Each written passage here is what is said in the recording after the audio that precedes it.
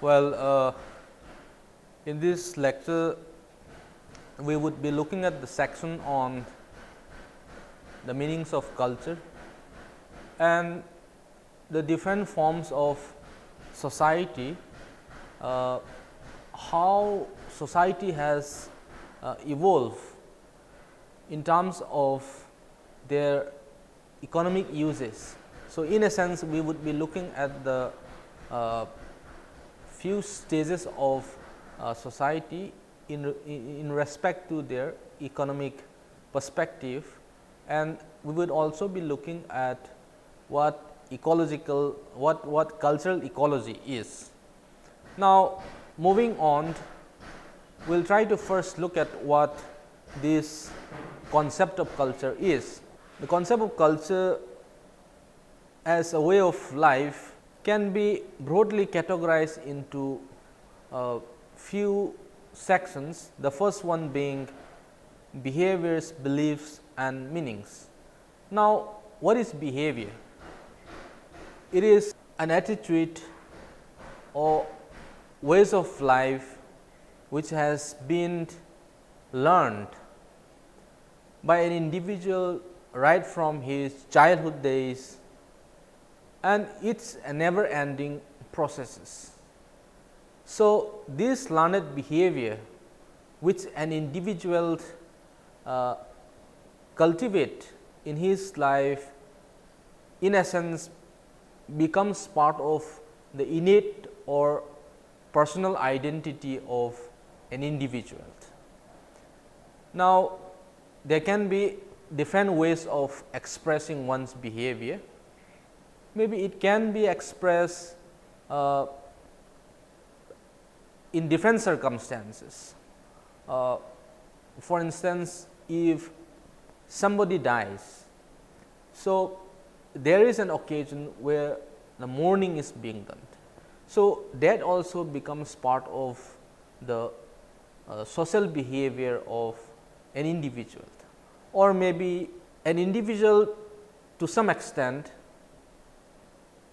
draws the boundary how to act in a particular social environment in the public, how he act in his private or domestic life will be different from what an individual actually does act in the public domain. Now, all these are in a sense being influenced by the way an individual learned through his socialization process. And secondly, belief. What is belief? It is a sum total of what an individual practices through the norms and values of his or her particular society, and this becomes part of the tradition, and it is more or less being carried on through different stages of life, and usually belief are expressed in a very external or outward manner through practices. Now, an individual also tries to express certain meanings. For instance, a behavior has some kind of attached or added meanings to it, where a society in essence makes sense of his behaviors or actions. And the second section of cultural expression or culture as a way of life is the material aspect, which is also popularly known as material culture. There are sort of objects which are part of a human society, which are being valued and which has a lot of functional values, It could be in terms of a possession. For instance, the kind of value which different societies attach values to it might not be same. Now, for instance, if you compare the Western society and some of the traditional societies, the manner in which how meanings or status are being perceived differs. For instance, in a hunting society, for example, killing an animal is in a sense accorded a very high status, but then that might not be similarly the case with other societies. So, it depends on different forms of societies, how do we express and make sense of the actions which we are engaged into. Now, it can be mental, social products, and it goes on.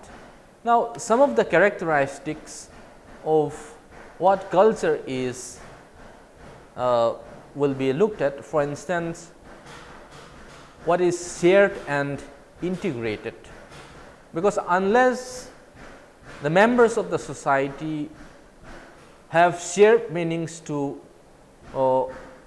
certain things, it cannot be considered as culture, because it is jointly integrated into their way of life.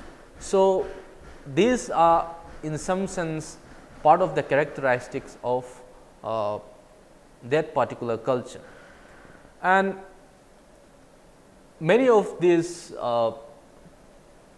culture practices, values, all these things as I discussed is not something which is a natural process, rather it is something which is learned, which over and again depending on the kind of stages of life they have learned. For example, if you take the youth dormitory system, which is prevalent in many tribal societies, this youth dormitory system is seen to be a center of learning or maybe a center of education much before the coming of these modern educations. Now, in that youth dormitory, what those youngsters normally do, they are being trained, or the values, the traditions, the belief, all these are being imparted by the senior members of the society to their young ones, so that they become a responsible adult in their future life. Now, culture can be also symbolic and relative. Now, what is symbol? Symbol is something which is which have usually embedded meanings attached to it. Now, it can be material and non-material. For instance, there can be symbols which have adequate meaning to a particular society. Now, it can be in terms of objects, or it can be in terms of a verbal expression, or even a facial expression. Now, a Maori indigenous people, when they greet, they hold tightly and then try to fix their forehead to the others. So, this might sound or appears to be quite unnatural to an outsider who does not belong to a Maori community, but to them it is a sign of greeting, sort of showing a real affection to someone. Now, culture is also adaptive and dynamic. As we all know, human society evolve over a period of time, and culture itself by itself is not static. It is ongoing and it evolves and it adapt to different kind of changes. Or maybe if we try to relate with the present trends of climate change, certain communities might have a different adaptive mechanism in order to adjust with the environment which they have lived on, or the ecological needs which they have occupied. Now, this particular concept called ethnocentrism and cultural relativism and critical cultural relativism can also be seen as part of a cultural community. Now, usually a particular cultural group or an ethnic group normally have this is being not really guided, but they have this ethnocentric feeling, or they have this a different perception about themselves and the others. That is, that questions of being we and the other, insiders and outsiders, those feelings which have been imbibed, or rather that belongingness within, in a sense inculcate this ethnocentrism, which means you tends to have form a stereotype against an outsiders. Now, therefore, anthropologists and sociologists are engaged into learning different societies, their modes of behavior, belief, cultural practices, or their sort of ways of life, because through this engagement they are able to make sense of what actually is the belief and behavior of those societies. Now, this is perhaps there are a lot of definitions on what culture is, but I am just trying to give highlight from E.B. Taylor. Taylor is considered to be one of the foremost in giving this definition. Now, what Taylor says is culture or civilization taken in its wide ethnographic sense is that complex whole which includes knowledge, belief, art, morals, law, custom and other capabilities and habits which are acquired by man as a member of society. Now, this make a complete sense of what culture is, as we had discussed in the preceding slide. Now, Clifford Geertz also give another explanation about what culture is. To him, culture is the framework of beliefs, expressive symbols and values in terms of which individuals define their feelings and make their judgments. These are the sources where I quote this definition. Now, if you look at this, individuals define their feelings and make their judgments. Normally, we tend to conceive certain characteristic of a different society may not be based on the rationality, but those are merely based on sort of stereotyping, or maybe much before we come into contact with those other communities or societies, we have that kind of judgment depending on the kind of belief and practices which an individual have in that particular community. Now, on the right hand side, there is this cockfighting, which in essence is again a cultural practices which is widely done in some of the indigenous communities. Now, I give an example of in the Indian context how cow is considered to be a sacred animal, because again these are part of the cultural belief of a Hindu community. Now, may not necessarily that this cow is sacred to other community, right. Now, this sort of practices wherein certain animals are given sort of a sacred image is largely a byproduct of a cultural practices which is prevalent in different communities. Now, what then is the culture? Culture in a sense can be understood as the system of shared ideas and meanings, explicit and implicit, which people use to interpret or make sense of the world and which serve to pattern their behavior. Now, again this in a sense completely tries to make sense of how a community tends to make sense of certain shared ideas, and depending on that shared ideas and meanings which can be explicit and implicit.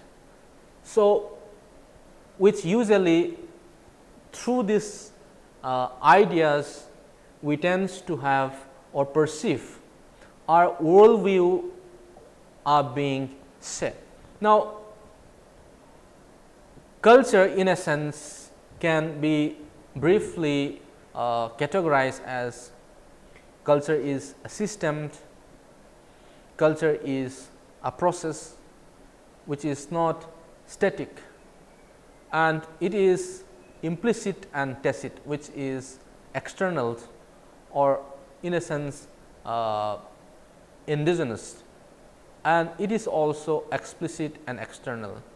When certain shared ideas which in a sense is implicit, when it is being expressed in action, now then it becomes explicit and visible to someone who even does not belong to that particular community. Now, what then is cultural ecology? How do we relate ecology and culture, or how does a society make sense or interpret ecology? Now, for many stages of life, human enters into a certain kind of interaction with their environment, and through these interactions they have in a sense adapt and learn certain kind of values in relationship with the environment, and this relationship might not be similar to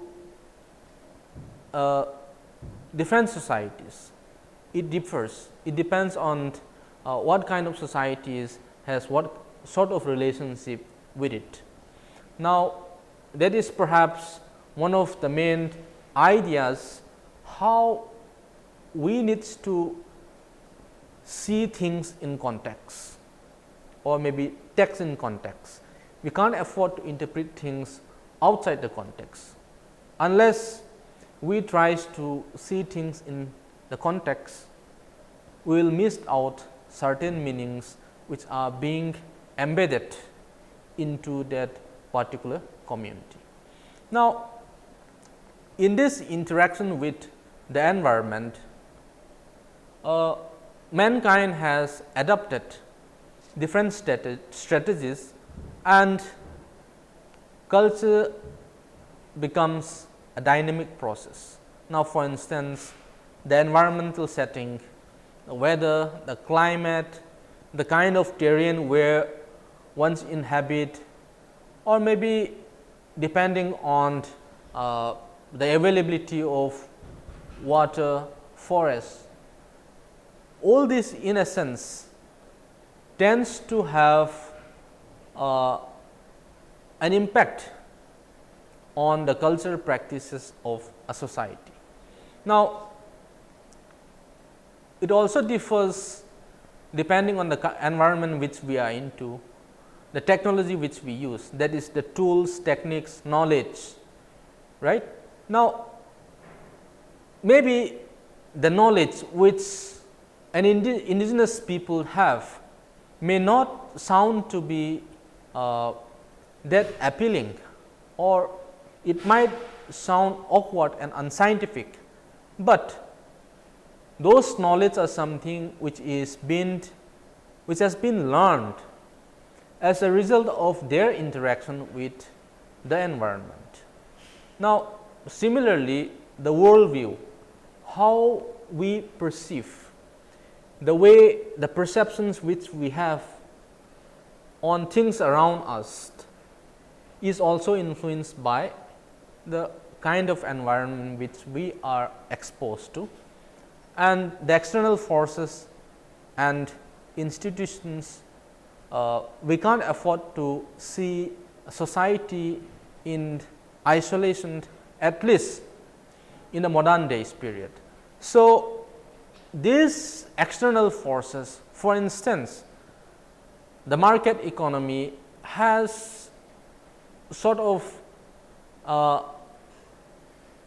far-reaching impact on a tribal society, the way they relate to their resources, the way they make sense of their overall relationship within the members of the society, how they value things has changed and evolved as a result of these external forces. Now, what then is adaptation?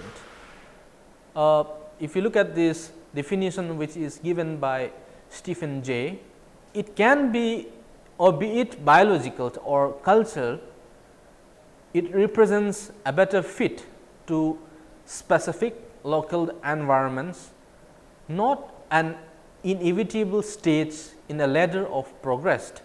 Wheels like wings, fins and brains are exquisite devices for certain purposes, not signs of intrinsic superiority. Now, these are something where in a sense the external forces, let us say the environment, has enormously influences an individual. The explicit in a sense have influenced the implicit. Now, some of the key issues while discussing culture, or maybe in cultural ecology, we need to look at certain points, like for instance, the carrying capacity, that is the upper limit on production and populations in a given environment, that is which I have time and again pointed out, the demand and supply, how it functions. Now, there is also this sustainability and stress, and how are these to be looked at? How is sustainability to be make sense? We can't afford to make sense of sustainability out of the context. Again, we need to see things in context and try to find the deeper meanings of how a cultural community makes sense of their environment. Now, there can also be cultural basis of conflict, resources as factors in conflict. Now, conflict in the modern parlance and what it used to be in traditional society is also different again. Now, the conflict in traditional society might be based on intertribal warfare, where usually raidings are being conducted. So, more or less those raiding were in the Northeast India again. You might have been familiar about the headhunters. Again, these tribal communities at one point, beginning from much pre-colonial encounters, and then even in some period, even when they encounter the colonialist, they still practices this headhunting. Now, what is this headhunting? Usually, a different community is being raided, and they bring back the heads of those enemies, which are known to be trophies. Now, again, this headhunting practices is to do with the kind of a test of masculinity, because only an able-bodied and a strong warrior can be successful in this kind of war expedition. But this conflict which I talk about usually in the intertribal warfare is not because of something which to do with the resources, or the intention is never occupying a territory or a territorial expansion, which in a sense is different from the modern forms of colonialism, for example. Now, the imperialists in a sense, or maybe the corporates in the post-industrial society usually are more or less interested in trying to extract the resources of their surroundings, or maybe they try to colonize or intrude in other world. That is how colonialism and this industrialization process in a sense goes alongside. Now, as discussed, since cultural ecology directs our attentions to those aspects of the culture most related to making a living, anthropologists, or if not sociologists, need to understand the economic systems. Why is this economic system given so much importance? We need a framework that allow us to compare all economic systems without being ethnocentric. The reason being that what position and what historical period of time where we are into, we might in some way ridicule and try to shrug off the kind of economic system which has actually been prevalent in the past. Therefore, unless we try to look at the economic system which was practices in the past or in the different successive stages of societies, it will be difficult for us to actually locate the kind of relationship which human societies relate with their ecology. So, in a sense, to have a wider understanding of cultural ecology, it is important to look at the different trends of economic systems in different societies, and by comparing different stages of societies, maybe beginning from the hunting and gathering, that is the foraging, and then it goes on. Now, in our next discussion, we will try to look into these different forms of economic systems in different societies, how they prevailed and functions, and what is the sort of cultural ecological meanings to those people who have practiced such forms of economic system.